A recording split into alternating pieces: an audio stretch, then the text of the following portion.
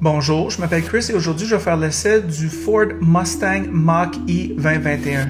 D'abord un aperçu, ensuite quelques caractéristiques clés, puis je vais l'amener sur la route.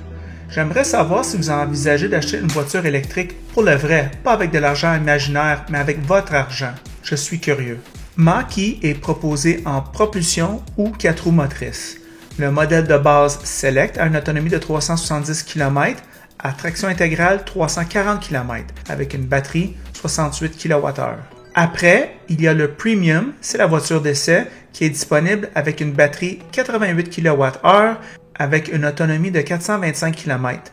Cette propulsion a une autonomie de 483 km. Ensuite, il y a l'édition California. Ensuite, le GT Performance avec 480 chevaux et 634 livres de couple, traction intégrale et une autonomie de 418 km. Tous les modèles sont livrés avec la possibilité de charge grande vitesse à 150 kW. Dans le langage de Ford, SR est la petite batterie, ER est la grosse batterie. Mach-E n'a pas de pompe à chaleur, le chauffage à résistance sollicite la batterie beaucoup par temps froid. Ford a adopté une approche intéressante. Mach-E n'a fait aucun compromis autre que d'être écologique avec le groupe motopropulseur. En d'autres termes, Mach-E tente d'être un véhicule séduisant en termes de tous les critères que nous associons normalement avec une voiture non électrique. Cela commence par une belle extérieure, c'est très long, étonnamment long, et les concepteurs voulaient s'assurer que si vous devez acheter une Tesla au lieu d'une Mach-E, ça ne sera pas à cause du look. Je ne l'ai conduit que quelques heures, mais vous obtenez le couple électrique familier, bien que cela devienne rapidement un avantage et un inconvénient des groupes motopropulseurs électriques. L'avantage est évident, vous ne payez plus d'essence et vous obtenez un couple instantané. Un bon couple est premium et luxueux en soi. Le désavantage est que vous conduisez une Bolt, une Mach-E ou une Tesla, les caractéristiques d'accélération sont exactement les mêmes et cette livraison de puissance est sans drame. Tous les voitures électriques que j'ai découvertes se sentent copier-coller à cet égard. C'est plus agréable de conduire en ville que faire une conduite sportive. Je n'essaie pas de minimiser les moteurs à batterie, c'est très réactif. C'est juste comme ça. La transmission à une vitesse. Ford a intelligemment compris que les multisegments sont le maintenant. Par conséquent, leur véhicule électrique devrait aussi l'être. C'est brillant. Quelques notes sur l'intérieur. Il y a beaucoup d'espace et bien qu'il n'est pas très haut, il y a une position assise quand même surélevée. Les sièges sont vraiment géniaux, j'adore des bons sièges et Ford le fait avec du bon cuir.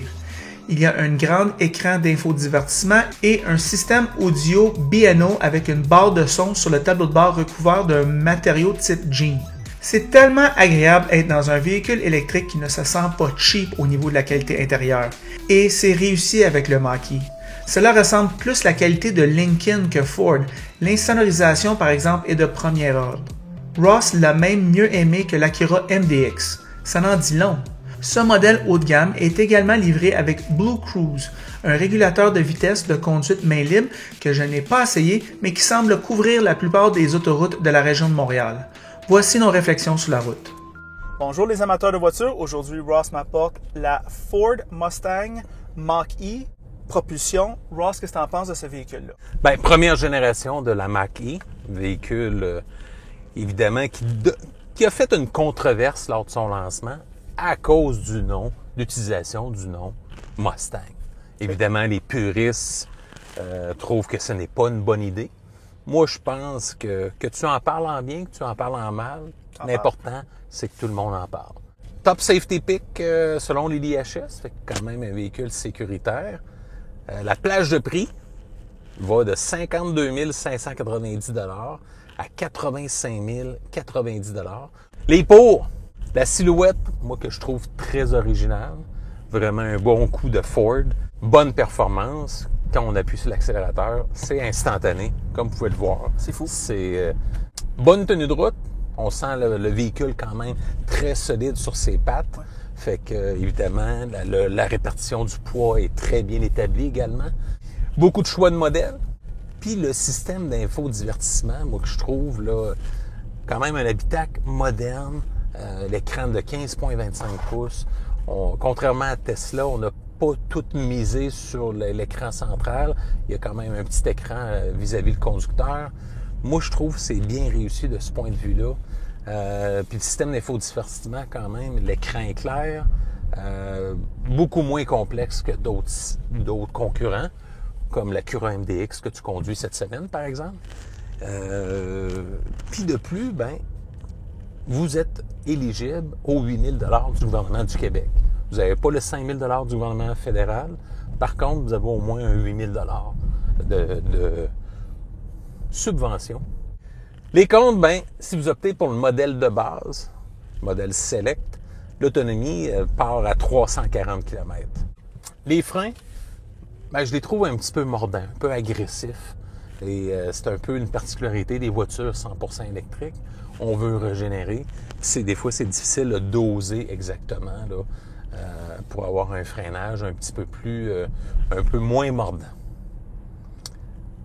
Pas de capacité de remorquage. Fait qu'on est dans un 100% électrique, on a beaucoup de couples. Par contre, déconseillé d'avoir un attache-remorque sur ce véhicule. L'espace coffre est quand même bien, mais considérant un empattement de presque 300 cm, c'est énorme comme empattement de véhicule. C'est même plus long qu'un Mazda CX-9, qui est quand même très long. On s'attendrait à un espace coffre un petit peu plus généreux. Disponibilité limitée selon certains concessionnaires, fait que c'est pas tous les concessionnaires Ford qui sont, qui ont un inventaire abondant avec ce type de véhicule électrique-là. Fiabilité, c'est un modèle quand même première année modèle.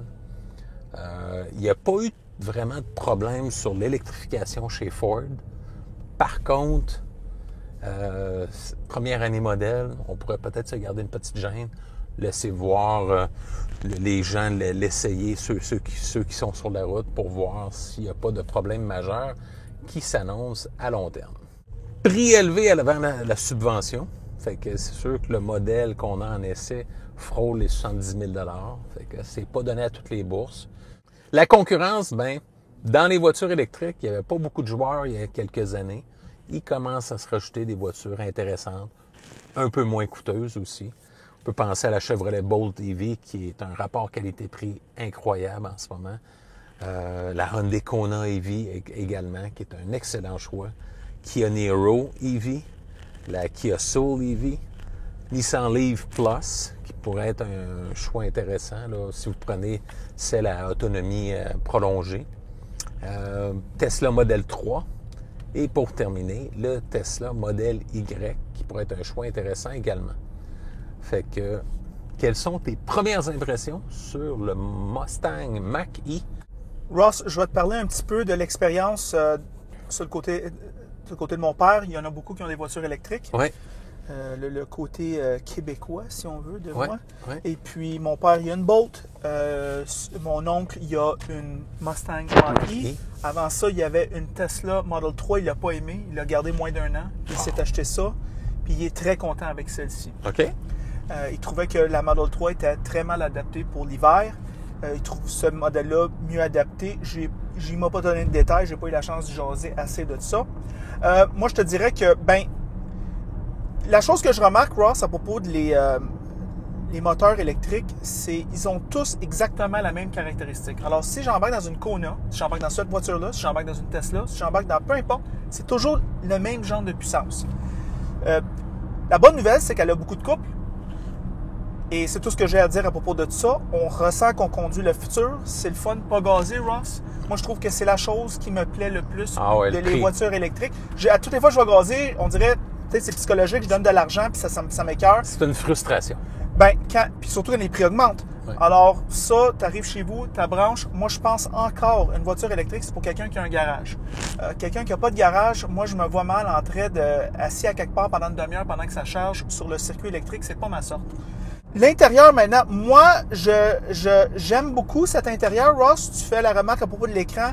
Je dois dire, comme toi, elle est belle, elle est facile à utiliser. Elle a beaucoup de fonctionnalités qui sont agréables. La petite écran aussi ici, digital, elle est belle. Moi, par contre, peut-être parce que je suis peut-être un peu conservateur, je vois mal, et je peux faire la même remarque de Tesla, Je vois mal la valeur ajoutée.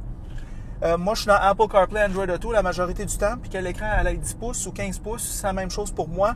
Néanmoins, elle est belle touche avec le bouton volume intégré dans l'écran. Je trouve ça esthétiquement agréable et facile à utiliser.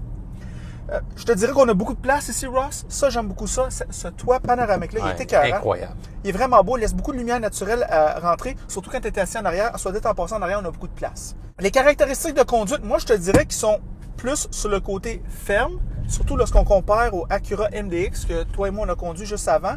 C'est vraiment jour et nuit. Le cuir, bonne qualité. Les bancs, hyper confortables. Moi, je ressens mon argent à ce niveau-là. Fait qu'au moins au niveau du bruit de roulement sur l'autoroute, du confort général, on ressent notre argent. Très important. Ouais. On peut pas dire ça de toutes les voitures électriques. Tout à fait. Des fois, on sent qu'on paye peut-être un petit peu trop cher. Moi, je pense que je serais capable de convaincre quelqu'un. J'ai payé 60 000 $ pour cette voiture-là. Ross, je dois dire, pour une première essai, c'est une performance très convaincante de Ford. Je vois pas beaucoup de problèmes, moi, ici. Je vois beaucoup de qualité.